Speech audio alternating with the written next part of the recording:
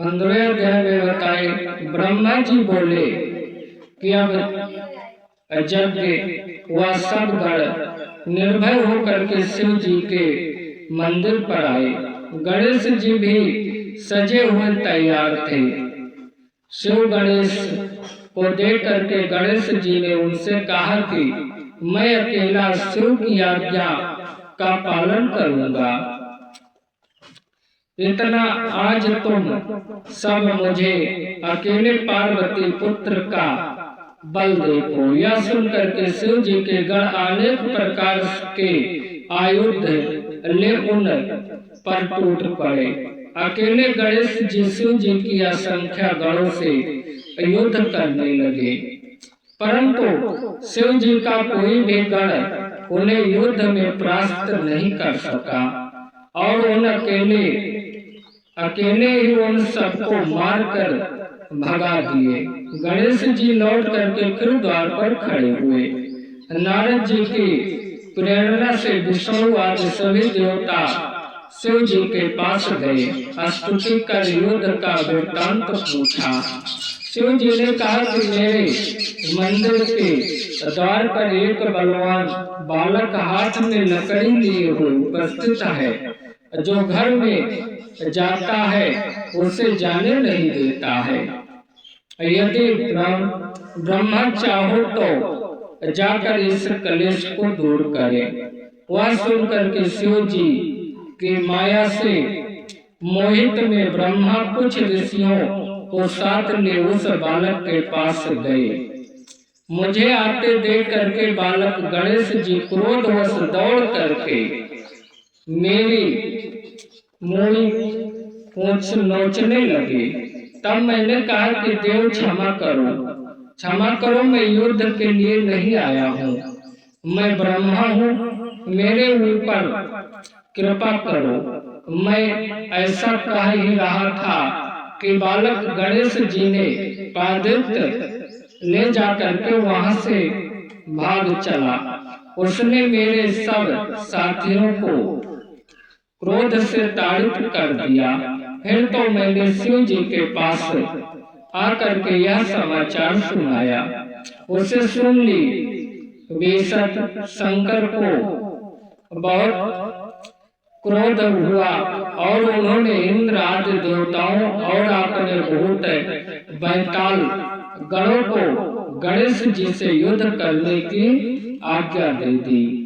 परंतु कार्तिक के वीरों सहित शिव जी के सब गणों को प्रयास व्यर्थ हो गया। गणेश जी ने मार मार कर सबके छक्के छोड़ा दिए। एक ही काल में शिव जी को समस्त सेना को विचलित कर दिया। सभी ब्रह्मा जी के पास गए, तब उनके सब वृत्तांत सुनकर क्रोधिष्ठ होकर स्वयं ही हो गए और चक्रधारी विष्णु की सारी सेना भी उनके पीछे चली। मार्ग में नारद जी ने मिलकर के शिव जी से यह कह दिया कि जैसे भी हो शिव गणों को मर्यादा रखिए। ऐसा कह करके वही अंतर्ध्यान हो गए, जाकर के अंतर्ध्यान हो जाते हैं। ब्रह्मा जी बोले कि नारद, अब तुम्हारे वचनों का ध्यान कर। शिव जी उस बालक से युद्ध करने आए। एक परिकर्मी देवता और विष्णु तथा उससे युद्ध करने लगे। एक से एक भयानक अस्त्र चलने लगे। शिव जी भी अपनी सेना के साथ चिल्लाकर उस बालक से युद्ध करने लगे। बालक का विकराल रूप धारण देखकर शिव आश्चर्य करने लगे। विष्णु जी ने कहा कि इसे मोहित कर परास्त करूंगा, क्योंकि यह तमोगुण बल बालक बड़ा ही दुर्गम है। गणेश ने उन पर प्राधीन का प्रहार कर दिया। देख करके शिव जी को और भी क्रोध आया। वह हाथ में त्रिशूल उठा करके उस बालक के पास को मारने चले। तब शिव जी की को इस रूप में अपनी ओर देखकर देवता देखा। गणेश जी ने मन ही मन अपनी माता का ध्यान किया। हुआ अपनी शक्ति उठा महादेव जी के हाथों में प्रहार कर दिया। तब समय महावीर गणेश की शक्ति महादेव जी ने बढ़ती हुई देखकर उस शक्ति के लगने से परमात्मा शिव के हाथों से उनका धनुष उठाया पड़ा। तब धनुष को गिराते देखा शिव ने इनका उठा लिया। पाया गणेश वर ने एक पराधीन मारकर उनका पीनक भी पृथ्वी पर गिरा दिया। फिर हाथों में त्रिशूल उठाकर गणेश जी ने शिव जी के पैदित हाथों में मारकर उन्हें व्यर्थ कर दिया। शिव जी ने कहा कि ये जब मेरी यह दशा है तो मेरे गणों की क्या दशा न होती होगी। फिर तो इसी समय शक्ति के दिए बल से युद्ध वीर गणेश जी प्राधीन उठकर शिव जी के सब गणों और सब देवताओं को ताड़ित कर दिया। प्राधीन से व्याकुल हुए वह देवता और गण दूर भाग गए। यह देख करके शिव जी को बड़ा क्रोध आया और उन्होंने विचित्र से बालक का सिर काट दिया। देवताओं और गणों की निश्चित हो गई। हे नारद जी, उसी समय तुमने जा करके यह देवी से कह दिया और यह कह दिया कि तुम अपना मन प्रिय प्रकार भी न त्याग। ऐसा कह करके तुम अंतर्ध्यान हो गए।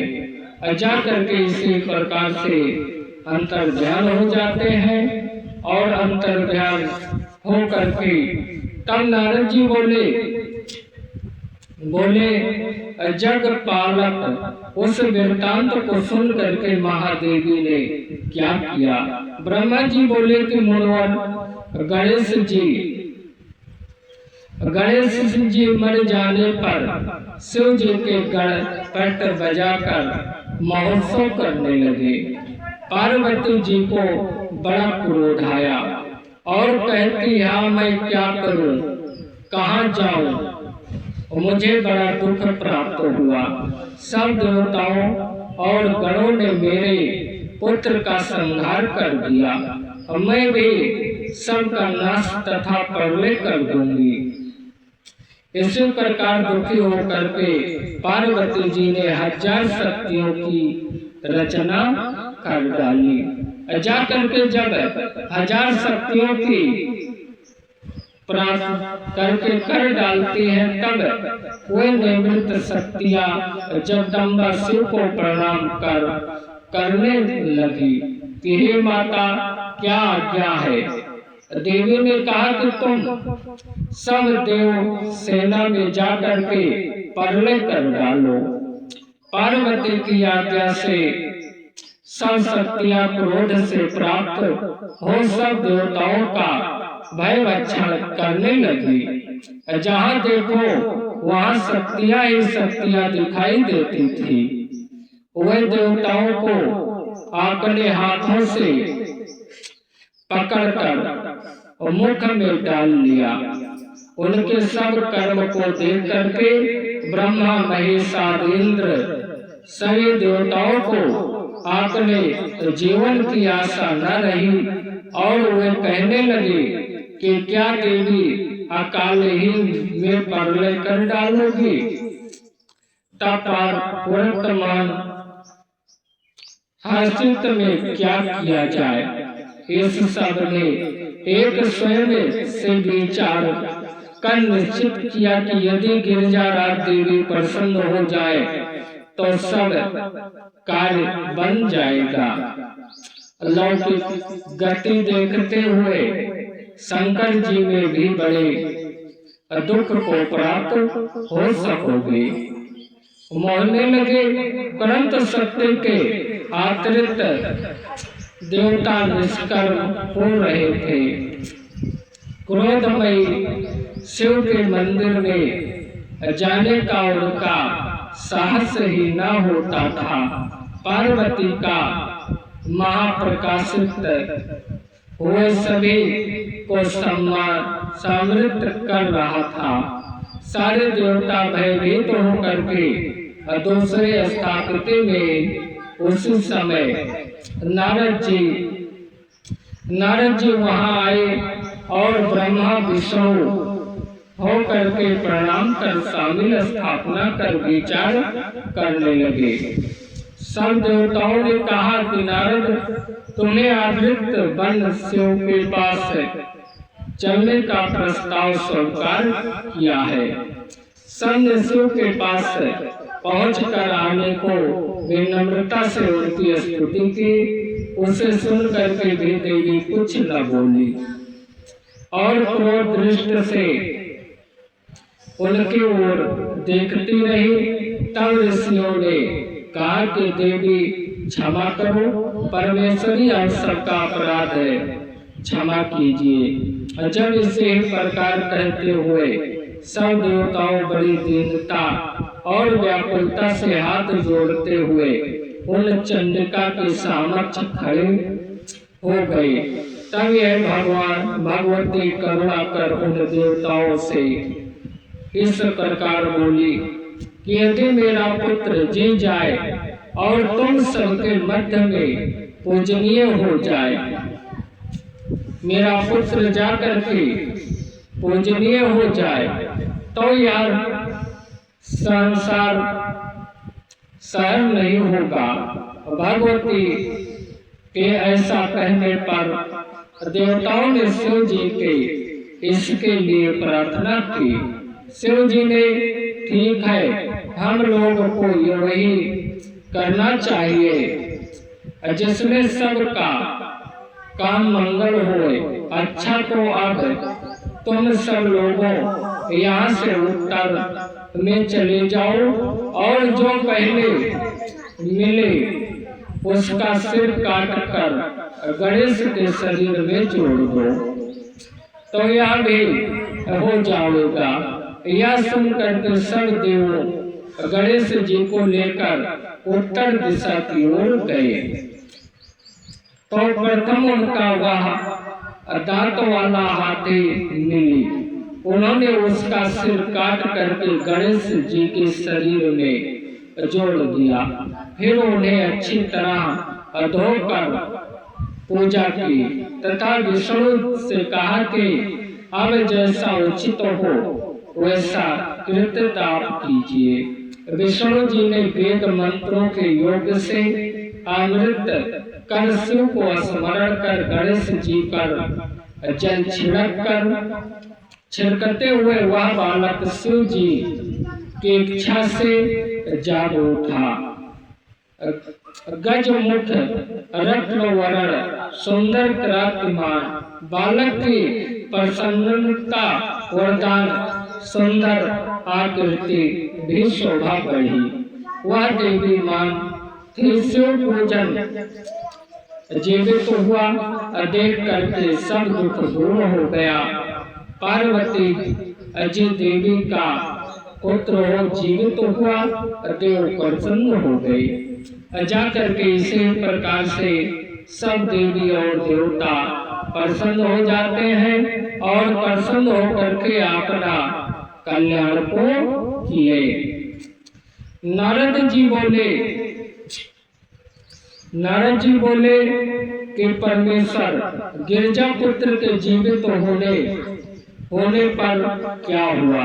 ब्रह्मा जी बोले कि मुनिवर, जब देवी ने देखा कि वह मेरा पुत्र जीवित हो गया तो वह बहुत प्रसन्न हुई और दोनों भुजाएं से पकड़कर उसका आलिंगन करने लगी। अनेकों प्रकार से मुख और वस्त्र पहनाए वर दिया। कहा कि हे पुत्र, तुम्हारे मस्तक पर जो यह सिंदूरी रंग भी अभी है, इस कारण मनुष्य पूर्व जन्म में सहित तुम्हारी सिंदूर से पूजा करेंगे। जाकर के गणेश जी को वरदान दिए, कहे कि तुम्हारा जो सिंदूरी कलर का होगा उस चीज से तुम्हारा पूजन को करेंगे। इसीलिए गणेश जी को जो है सिंदूर सबसे ज्यादा प्रिय है, इसीलिए चढ़ाया जाता है। तुमको सब सिद्धियां प्राप्त होंगी और तुम्हारा पूजा से निसंदेह सारे विघ्न दूर हो जाएंगे। जाकर के सिंदूर से पूजा करने पर गणेश जी का जाकर के उसका सारा विघ्न और बाधा दूर हो जाता है। ब्रह्मा जी शिव जी ने अपने कर कमलों को उसके सिर पर फेरा और कहा, ये हमारा दूसरा पुत्र है। गणेश जी ने उठ करके शिव जी को प्रणाम किया और सब देवी देवताओं को प्रणाम करते हुए उनसे आपने अपराध की क्षमा मांगी। त्रिदेवों ने वर दिया कि सबको पूज्य और गणनाथ सब तब से गणेश जी का विघ्न हरता और सब काम फलदायक हुआ। जाकर के वही त्रिदेव ने कहा कि पहले मनुष्य इनकी पूजा करेगा, फिर और पहले शिव जी ने सभी मांगलिक वस्तुएं मांग करके गणेश जी को पूजा की। फिर विष्णु जी ने, फिर पार्वती जी ने, उनके पीछे अन्य सभी देवताओं ने बड़े आदर से इनकी पूजा की। फिर सब देवताओं ने एक स्वयं से गणेश जी का सर्वत्र ये कहा कि आने को वर दिए। विघ्नेश्वर उसी समय पार्वती जी को प्रसन्न हुए और वह मेरे चारों दिशाओं में भी नहीं कही जाती है। सब देवताओं शिव पार्वती जी का गणेश जी का बारंबार प्रणाम करते हुए अपने स्थान को गया, वर्तमान हीन हो गए और शिव जी पूर्णता उनके समीप जाकर के विष्णु जी अभी शंकर से आज्ञा लेने शिव जी की सत्य सेवा करते हुए अपने लोक को चले गए। जाकर के अपना सब लोग चले जाते हैं और जाकर के इनका कल्याण की जय, बाबा भोलेनाथ की जय।